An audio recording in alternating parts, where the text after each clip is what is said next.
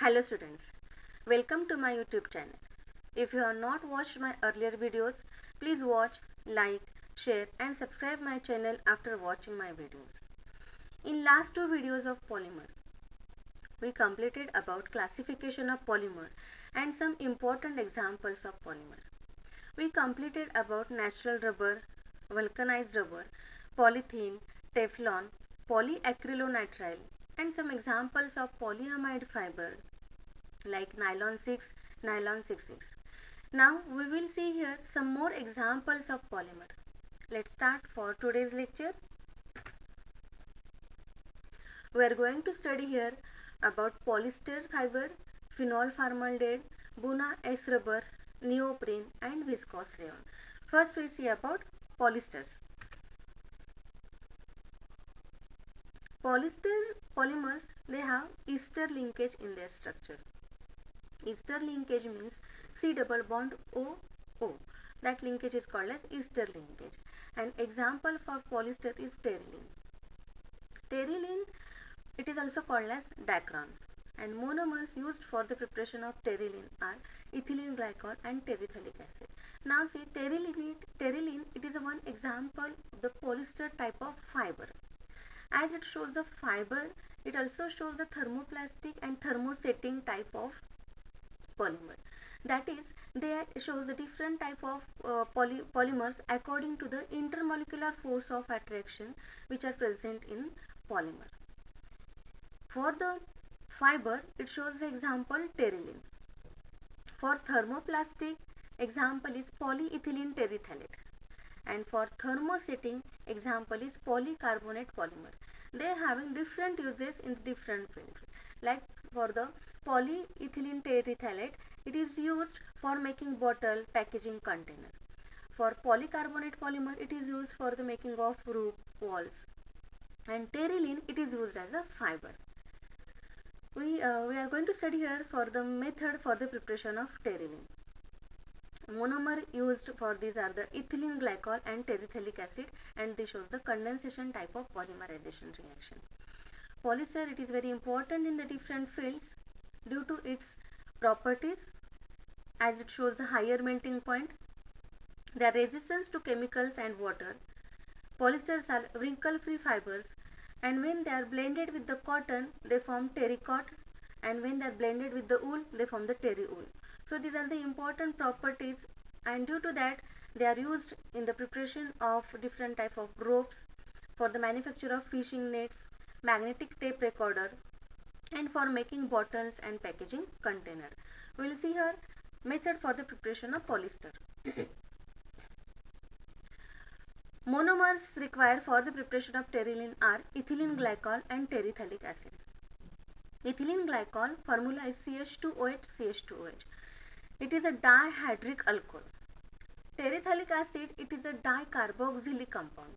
Okay, and it is that two carboxylic group C double bond OH group are present on benzene ring.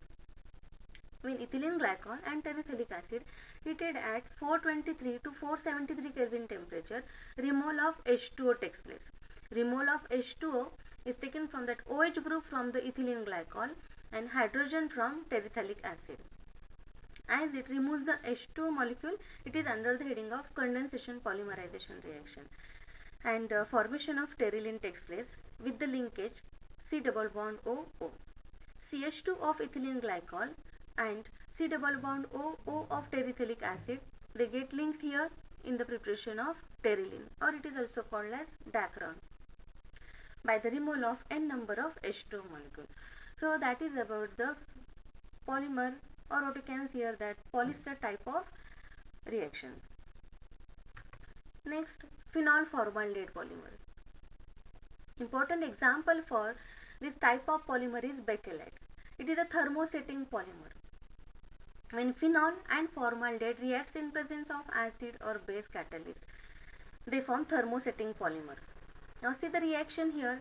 When phenol C6H5OH reacts with formaldehyde, that is CH2O, in presence of OH minus, formation of ortho and para-hydroxymethylphenol. The structure of ortho-hydroxymethylphenol, methylphenol, that is C6H5CH2OH, and OH group is at ortho position.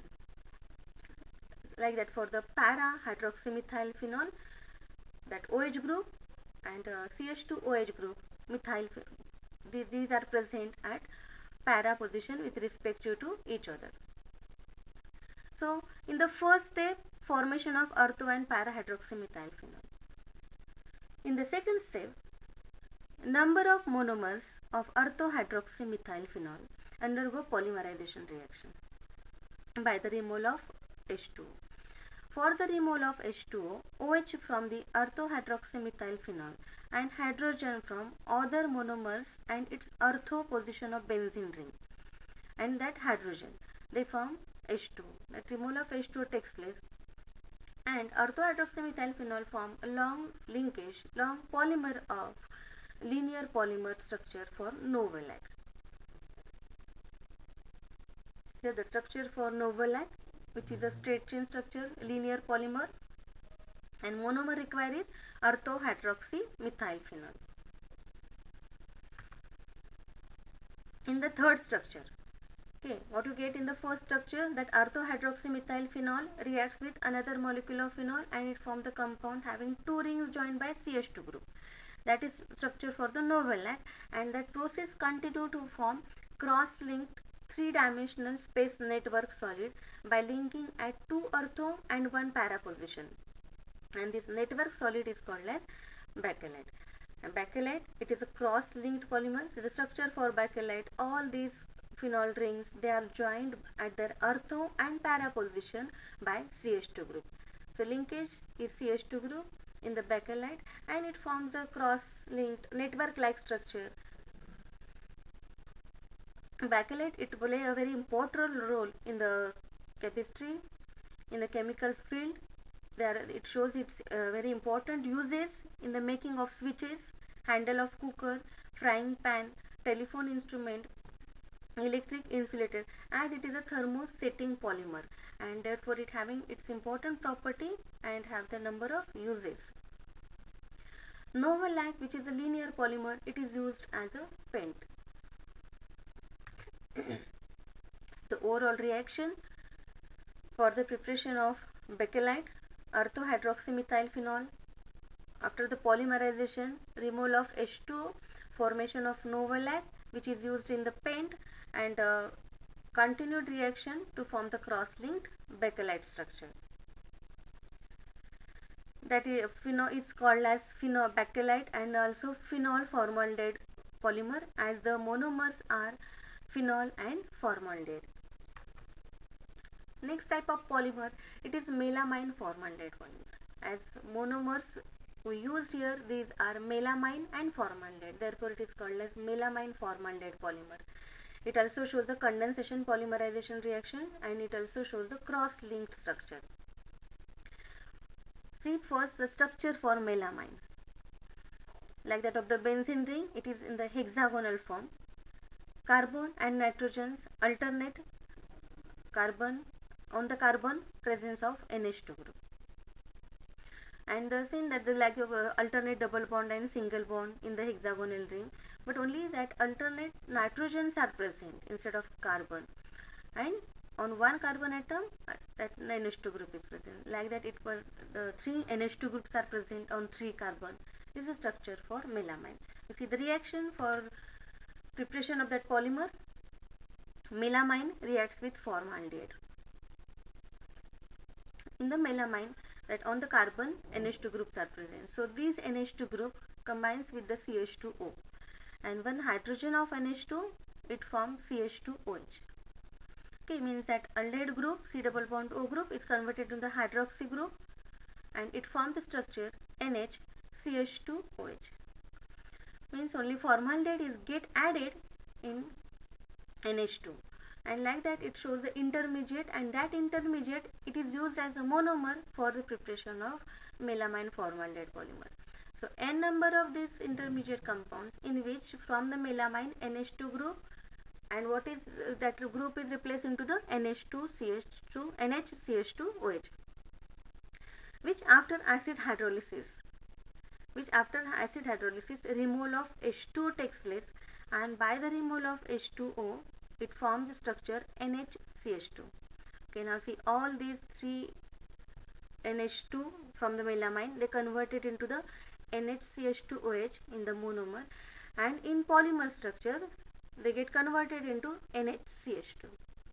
So it forms the cross linkage, more linkage in between the NH and CH2 of other monomers, and like that it forms the giant structure of melamine formaldehyde resin. This is the polymerization reaction for melamine formaldehyde polymer. This one is the Buna S rubber. The monomers required for Buna S rubber, these are styrene and butadiene. It is also called as SBR, that is styrene butadiene rubber. First we see the structure for styrene and 1,3-butadiene. Styrene, it is C6H5CH double bond CH2, and butadiene 4 carbon atom, bond is present in between carbon number 1 and 2, double bond is present in between carbon number 1 and 2 and 3 and 4. Therefore its name is 1,3-butadiene.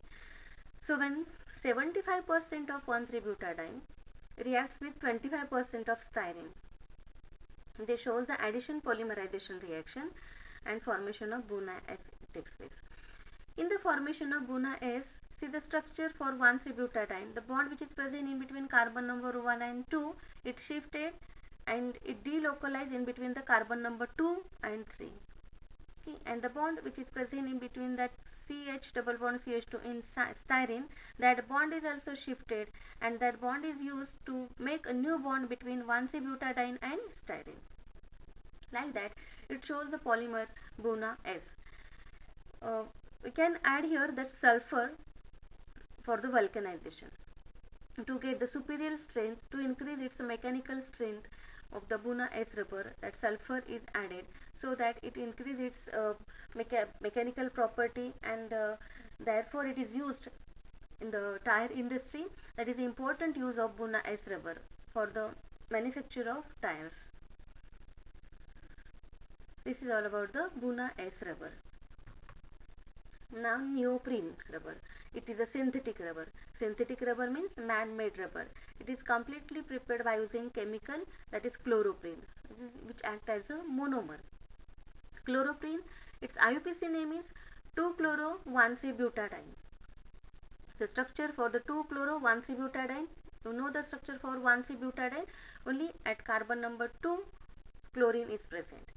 And N number means number of monomers of chloroprene we are taken here, which undergo the polymerization, and there is a just delocalization of that bond takes place, and due to that only the position of bond is shifted.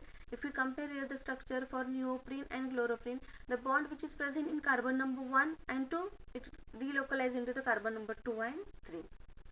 So bond is present in between C, Cl and CH. So this is a structure for neoprene.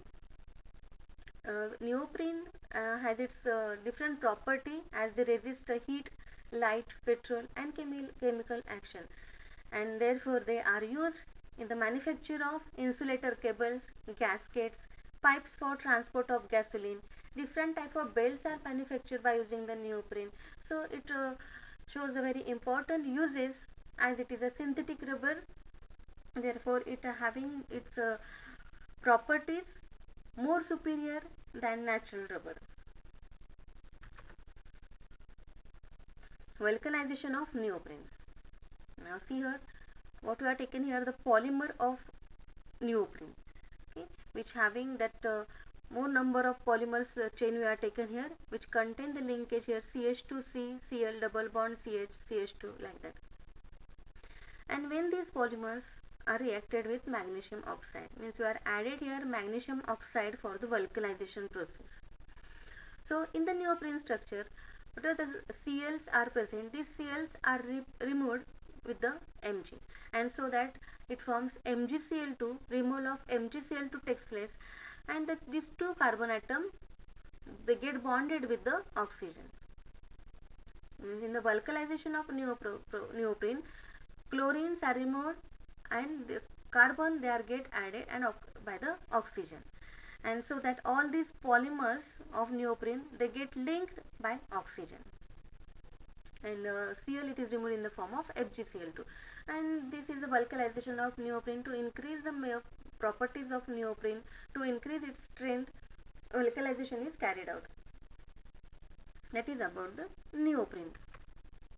Next, fiber, viscose rayon. Viscose rayon, it is a semi-synthetic fiber. Semi-synthetic means it is man-made fiber. Okay, whatever we get that fiber from nature, these are processed, and therefore it is called as regenerated cellulose. We add here some chemicals in the natural fibers to increase its strength, to increase their property, and therefore it is called as semi-synthetic fiber. What we get here, cellulose wood pulp from nature, and it is converted into the viscose rayon, and for that what we require, that glucose unit, and its formula is C6H10O5N, that is formula of glucose, as cellulose is a linear polymer of glucose unit. Many number of that glucose units combines, what they form, cellulose polymer, and that cellulose we require to convert into the viscose rayon. For that we just take here that CelOH. It is used in the reaction of the viscose rayon. Let's see reaction for the viscose rayon. Cellulose wood pulp are taken in the form of CelOH. Okay, so that when reacts with alkali NaOH, what we get here, alkali cellulose, means from cellulose wood pulp hydrogen, and from NaOH OH removal of H2O takes place, and formation of CelONa, means on the oxygen negative charge, sodium it get positive charge. That is called as alkali cellulose. When alkali cellulose reacts with carbon disulfide, in that reaction, in the structure of alkali cellulose we introduce CS2 group. Okay, by the introduction of CS2 group, sulfur get negatively charged and sodium it get positive charge. So formation of cellulose xanthate. This is the structure for cellulose xanthate. Cell O, carbon double bond SS, that is CS2 and Na.